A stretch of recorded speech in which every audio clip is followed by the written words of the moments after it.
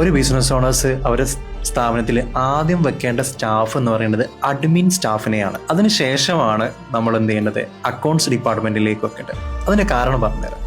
നമ്മളൊരു ബിസിനസ് ആകുമ്പോൾ ഒരു ഓഫീസിൽ ഒരു ഡെയിലി ചെയ്യേണ്ട ഒരുപാട് ആക്ടിവിറ്റീസുകളുണ്ട്.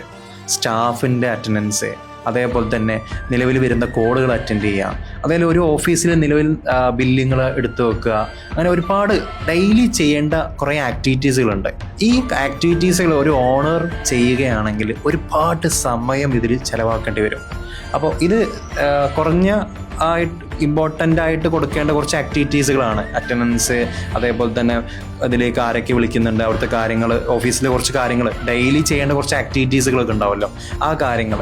അപ്പോൾ അതിനൊക്കെ നമുക്ക് ചെറിയ വേതനത്തിന് നമുക്കൊരു അഡ്മിൻ സ്റ്റാഫിനെ നമുക്ക് എന്ത് ചെയ്യാൻ പറ്റും, വെച്ച് മാനേജ് ചെയ്യാൻ പറ്റും. അതിലൂടെ ഒരു ബിസിനസ് ഓണേഴ്സിന് കിട്ടുന്ന സമയത്തിൻ്റെ ഫ്രീഡം എന്ന് പറയുന്നത് കുറച്ചൊന്നുമല്ല.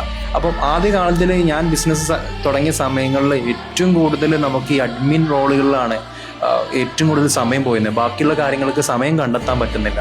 ആ സമയത്താണ് അഡ്മിൻ ജോബിനാണ് ആദ്യം ഇമ്പോർട്ടൻസ് മനസ്സിലായി. ഞാൻ ആദ്യം ഒരു അഡ്മിൻ ആയിട്ടുള്ള ഒരാളെ വെക്കുകയും അത് കൃത്യമായിട്ട് ഞാൻ അവർക്ക് ഡെലിഗേറ്റ് ചെയ്യുകയും കൊടുത്ത സമയത്ത് എനിക്ക് ഒരുപാട് സമയം കിട്ടുകയും അടുത്ത പുതിയൊരു കാര്യത്തിലേക്ക് നയിക്കാനും സാധിച്ചിട്ടുണ്ട്.